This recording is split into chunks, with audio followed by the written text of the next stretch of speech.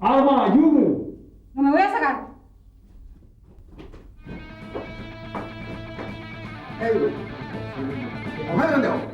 No me voy a sacar.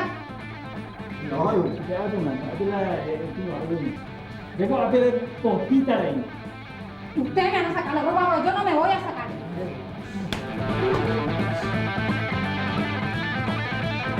No me voy a sacar. Torturador de negra que andás. ¡Ah! ¡Ah!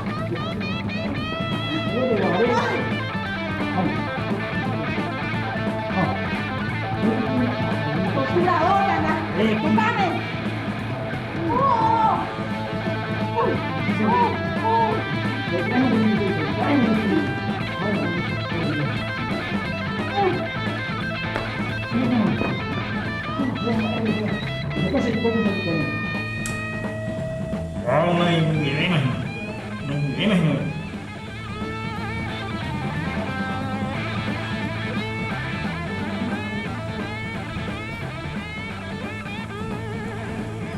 Espetado, carajo. Tem como chữ đây này.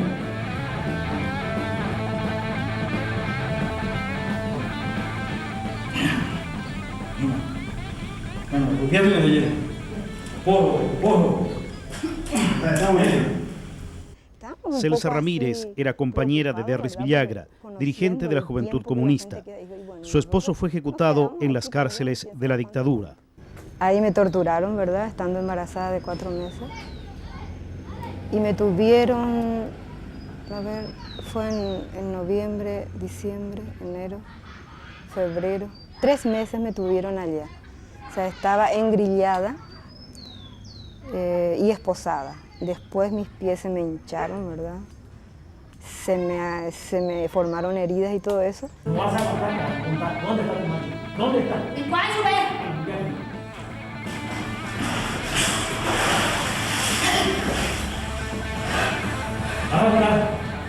No será. Vas a contar, carajo. Emilio Barreto es colorado. En la primera mitad de la década del 60, integraba la Federación de Estudiantes Democráticos Revolucionarios. Fue preso político durante 13 años. Era una tortura salvaje. Yo tengo toda deformada la cara. Yo tengo rota la mandíbula, que se me soldó así. Pues nosotros nunca hemos tenido... Yo perdí este lado la vista, solamente veo 2%, me reventaron un testículo. El tímpano, me reventaron el tímpano izquierdo, o sea, porque fuimos torturados con manguera, con agua de una, no sé cuántas libras, ¿verdad? Además, yo pasé por esa tortura, por ejemplo, hasta me hicieron cavar mi propia fosa, por ejemplo. No vas a aguantar, ¿sabes que no vas a aguantar?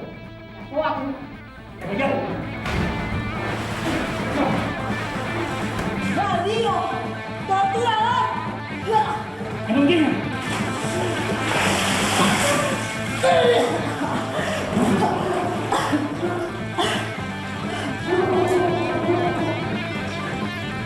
Carlos Brañas fue detenido en 1976 en la ciudad de Encarnación.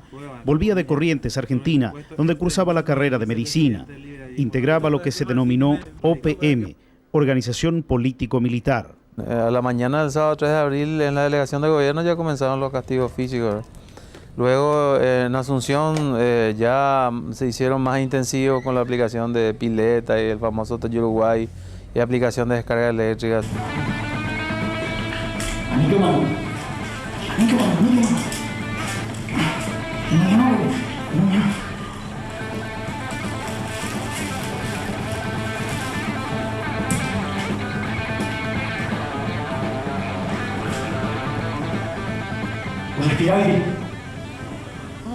Saturnina Almada fue sindicalista desde la década del 40.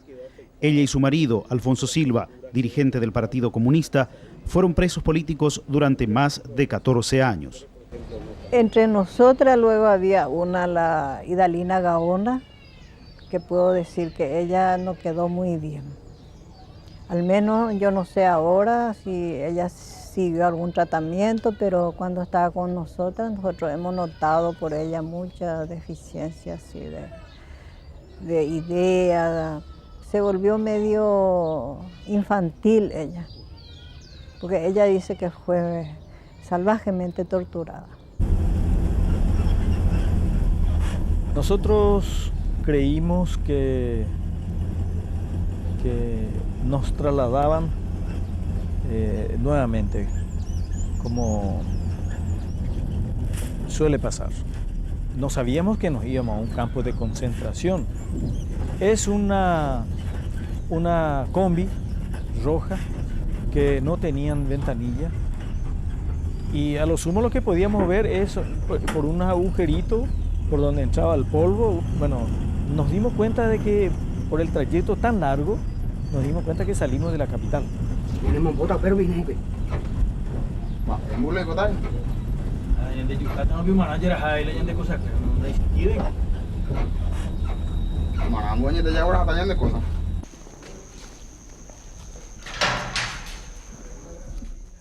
La fuerza represiva le iba a ser mucho más fácil controlarnos al concentrarnos en un solo lugar.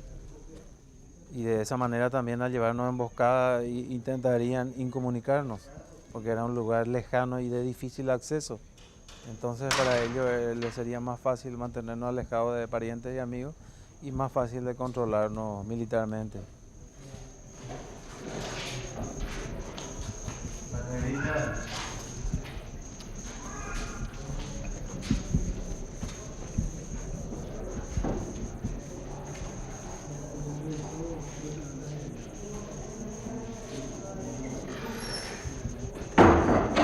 Allí que por ahí quedamos estrellando, ya se está llegando en Ambora, la estrella con allí donde, bueno, la mina está la que no se te va a poner, por ahí, con mi villa llena.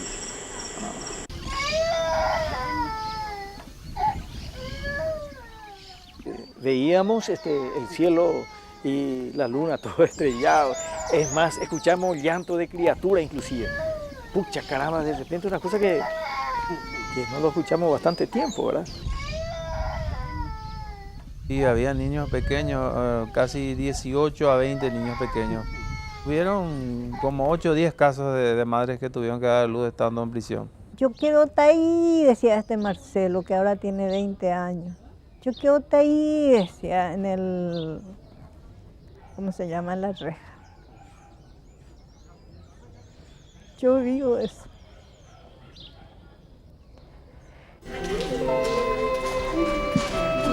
Dile a Tina para que vea si viene para su marido ahí. Y yo me oí, todos querían ver lo que venía. Y yo le reconocí enseguida. Después de 8 años, 8 meses, nos encontramos. Por eso que las chicas que estuvieron, los canónicos y grupo que era OPM, dijeron que era un encuentro del siglo.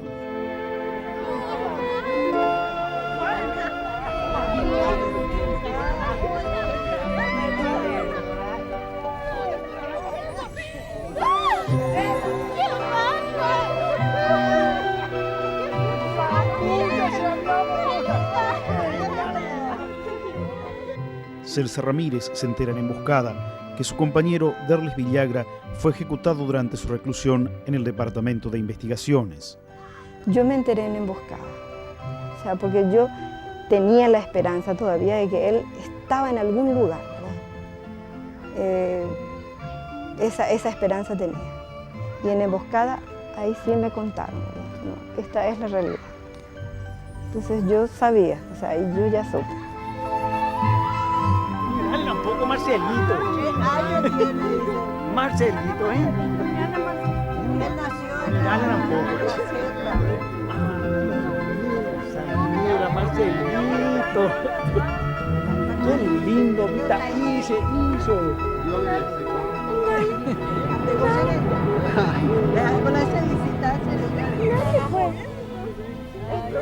En el año 76 cayeron este grupo grande que es de la organización político-militar OPM. Eran grupos de diferentes extracciones sociales y de diferentes orientaciones políticas, de distintas ideologías que estaban confluyendo Sí en concordar de que había un enemigo común que era la dictadura de Stroessner y un solo camino que era derrocarlo. Sí se discutía la metodología. Y ahí cayeron hijos de algunos capos allegados a Stroessner, a amistades de Stroessner, creo que no sé si fue médico de cabecera, qué sé yo, o amigos personales así. Aparentemente estábamos muy cerca del entorno stronista y eso les asustó, y creo que no solamente les asustó, sino que les enfureció porque eso hizo que nos castigaran con mucho más saña. Ya no había lugar donde llevar tanta gente, los calabozos estaban llenos, las comisarías estaban llenas. Y entonces mejor era tenerlo en un campo de concentración. Cuando había gente que decía que había que recurrir a las huelgas y a los paros, otra gente que había que recurrir a las pintatas y a las manifestaciones, otra gente que había que utilizar los conductos legales como partidos políticos, centros estudiantes, y otro grupo que auspiciaba la utilización de la lucha armada.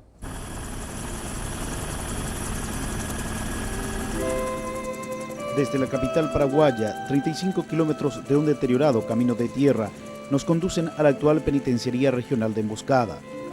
En la década del 70, más de 400 presos políticos estaban recluidos en un verdadero campo de concentración.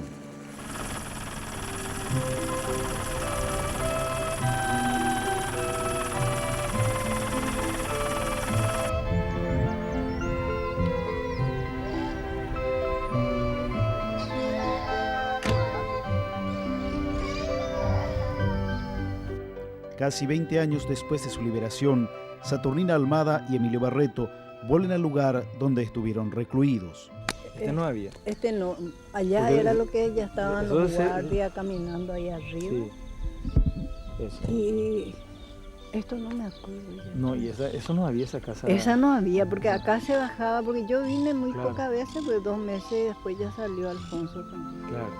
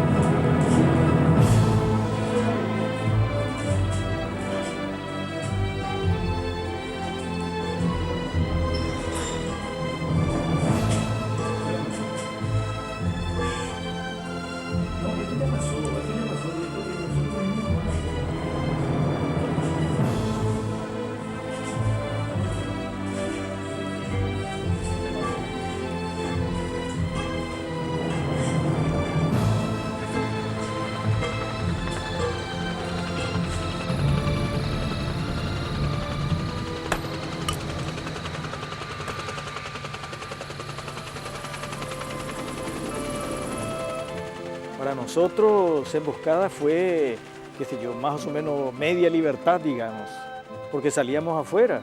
Yo al menos después de 11 años, salí por primera vez afuera, de estar encerrado en los calabozos. Bueno, en realidad exactamente no fueron 11 años, sino 9 años, porque 2 años estuve en la Guardia de Seguridad rompiendo piedra en las canteras de Tacumbú. Y de donde salíamos de los calabozos íbamos a romper piedra, porque éramos sometidos a trabajo forzado. Rompíamos piedra para los jefes, los policías, para el comandante, para el coronel Escobar, que era el comandante de la Guardia de Seguridad, ¿verdad? ¡Loco! ¡Oh! ¡Ojo, vete ahí! ¡Sal yo, poja! ¡Voy a tu subir! En la selva y me ha pojado,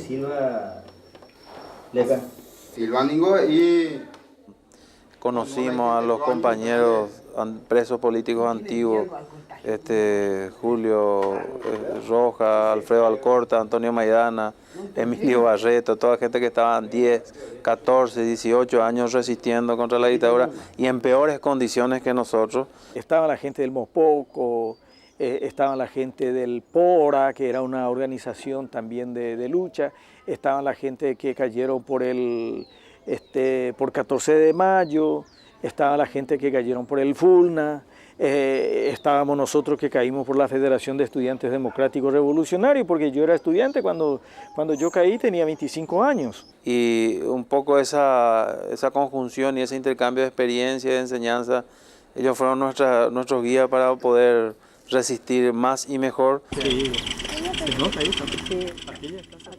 Tina y Emilio recuerdan que más barro que agua se traía en un camioncito desde el río Pirbebuy, a 4 kilómetros del penal. El agua debía ser filtrada para su uso. Aún así, causaba enfermedades. Hubo una epidemia de fiebre tifoidea. La fiebre tifoidea es una infección gastrointestinal que produce fiebre, diarrea, vómito y deshidratación, con peligro de muerte si no se recupera esa pérdida de líquidos y sales, ¿verdad? Y hubieron más de 45 compañeros que padecían esa enfermedad a causa del agua contaminada que se bebía. Era una agua sucia que nos llevaba en tambores de aceite sin lavar.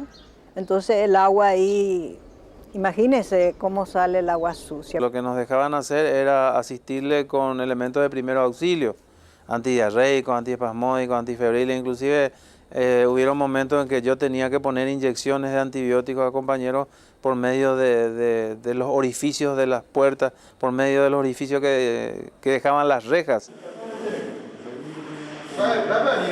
Apretaban la hierba para tomar hasta la última gota de tereré. Cada persona disponía de solo 1 litro de agua por día.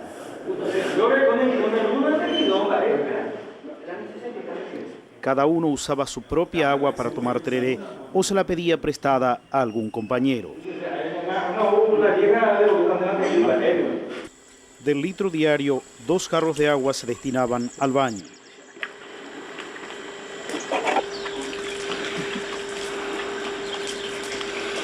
En una situación, en un ambiente así de hostigamiento, de represión, porque es una represión permanente ahí adentro, ¿verdad? Que de repente no te dejan salir ir al baño, no te dejan, no, que no puedes tomar baño y te pasas unos días así.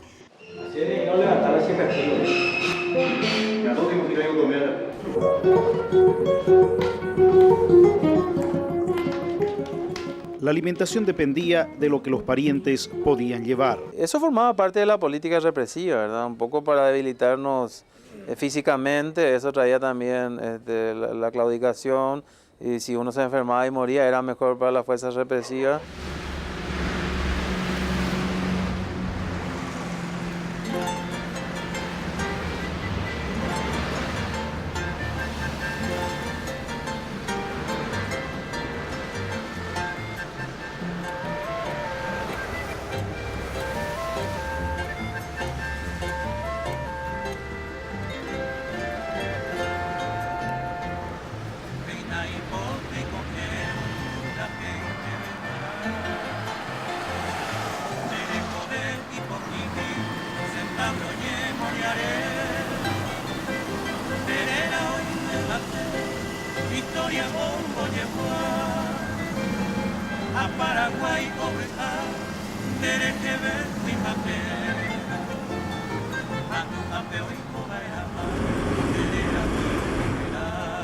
Una odisea para nosotros, los familiares, porque ya éramos más muchos y lo que no teníamos medio, forma de irnos, teníamos que estar pendiente del ómnibus, lo que iba para ahí, que solamente iba a la mañana temprano y otro a las 11 y después ya no había forma de ir.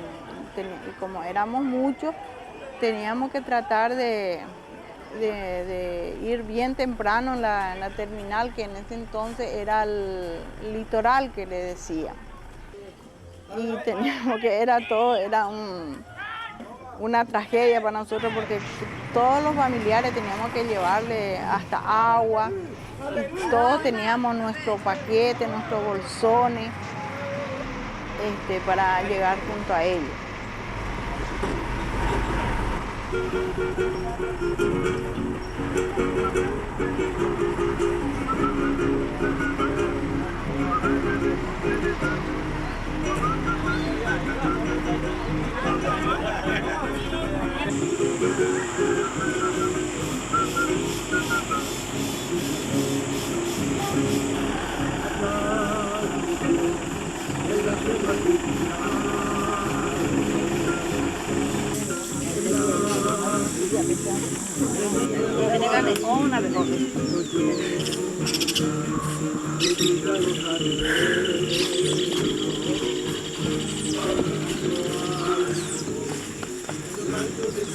Y a mí lo que más me impresionaba cuando al comienzo, cada vez que llegábamos más hacia el penal, que todos los soldaditos estaban acostados ahí apuntando, ¿no? Y a mí se me representaba que me parece que en tiempo de, qué sé yo, de guerra, de qué sé yo, nos íbamos ahí.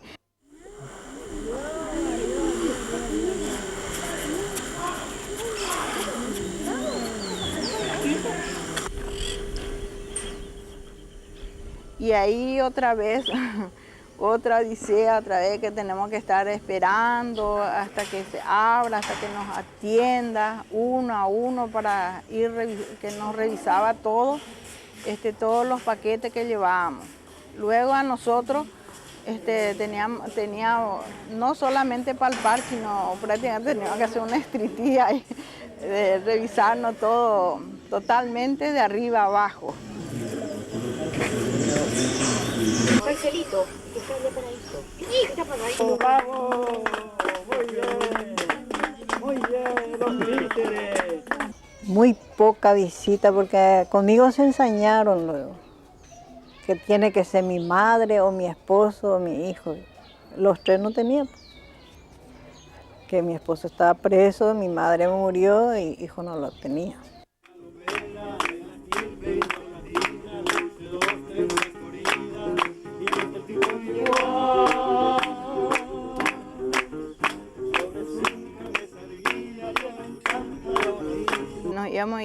Estábamos ahí en fila esperando y nos decía que hoy esa persona o tu familiar no recibían visita.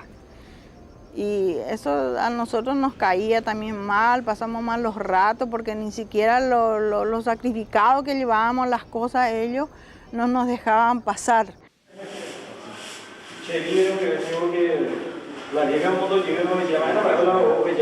Y cuando en medio, por ahí nos tomaba el mal tiempo y se clausuraba la ruta y teníamos que bajarnos e irnos caminando kilómetros y kilómetros a pie hasta llegar junto a ellos.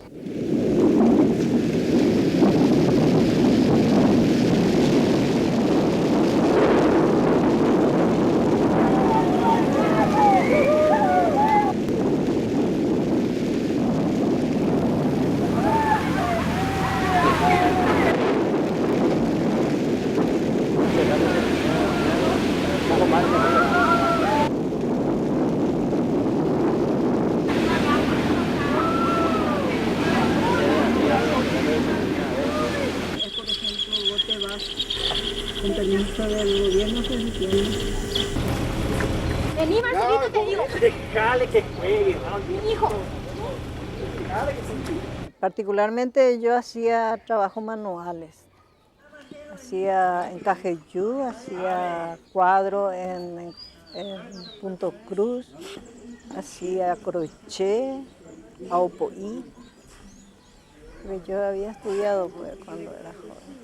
Y los mismos familiares sacaban a vender y también la misma policía, cuando querían hacer un regalo así, nos pedía para que le hagamos y nos pagaba desde luego. La elaboración de artesanía proporcionaba recursos para la compra de comida e incluso para mantener a las familias de los presos políticos. Solo después de larga lucha les proveyeron de carne, arroz, aceite y fideo, a través del contacto con el Comité de Iglesias y la Cruz Roja Internacional.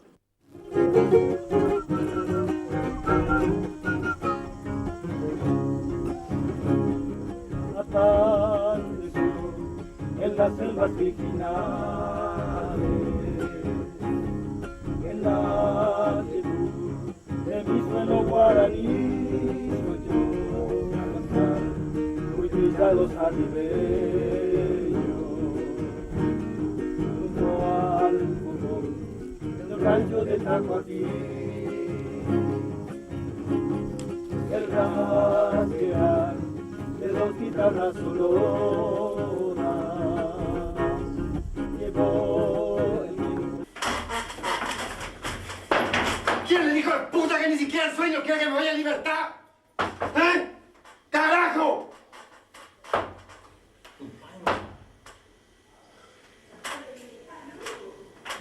Cuando le llamaron a Tina, le llamó a Rogelio Mora, le llamó a Gladys Fariña, a Guadalupe Rodríguez, y de repente escucho que los compañeros gritaban. Yo me estaba preparando para jugar un partido de fútbol que teníamos en emboscada, varios equipos así.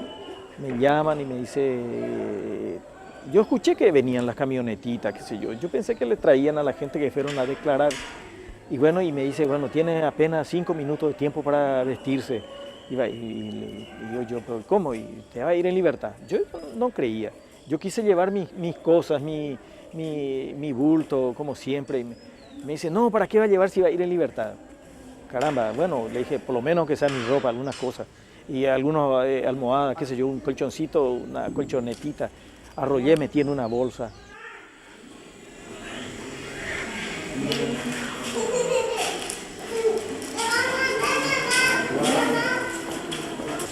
Se van en libertad. Se van en libertad, sí, se van en libertad. Se van en libertad. Te vas en libertad, Shira. No, esto es un traslado humano. No, yo vi tu nombre en el papel que tenía el guardia. Te vas en libertad, Shira. Ah, libertad. En serio, te vas en libertad.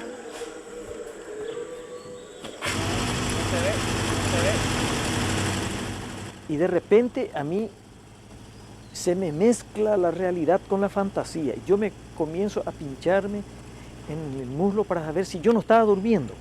Pienso que en ese momento estuve al borde de un turmenaz, qué sé yo, una locura o algo. ¿Será que nos vamos en libertad o es un traslado nomás? Parece que sí, en libertad. Algún día tendría que ser, güey. Esa es la... Gente, lo que nos vamos ya otra vez.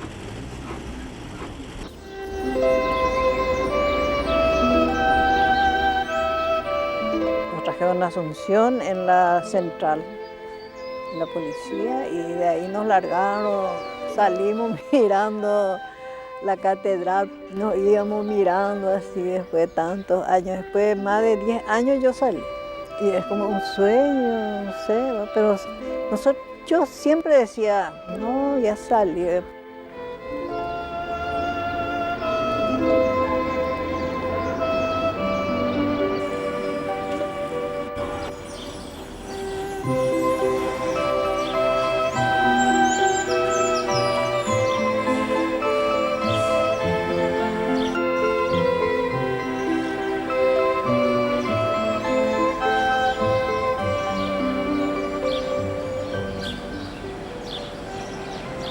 A la larga o a la corta llegamos a la conclusión de que la única vía era la vía de las armas, el camino para poder abatir ese régimen. Como realmente se confirmó en febrero del 89, solo que fue por medio del general Rodríguez y las Fuerzas Armadas.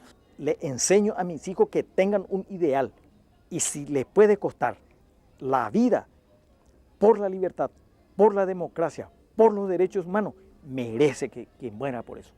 Porque en este mismo momento, gente sin escrúpulos están hablando de democracia. Son las mismas gente que estaban sosteniendo a la dictadura. El doctor Apleyar, que era fiscal del crimen, él fue fiscal de nuestro caso en la comedia esa de juicio que hicieron. Y este señor Apleyar, sin tener pruebas, sin ni siquiera presentarse a mi declaración indagatoria, sin asistir a las declaraciones indagatorias de los acusados, sin presentar las supuestas armas que habían caído, sin presentar testigos, pidió 8 años de cárcel para mí. Y ese señor es el que hoy se quiere erigir en luchador de la democracia y la libertad y habla de las leyes y el respeto a la Constitución y toda esa historia. A esta gente que nos torturaron, no deseo que se le hagan lo que a mí me hicieron ellos. Yo le perdonaría a ellos, sí, pero sí, ellos tienen que pagar con la justicia.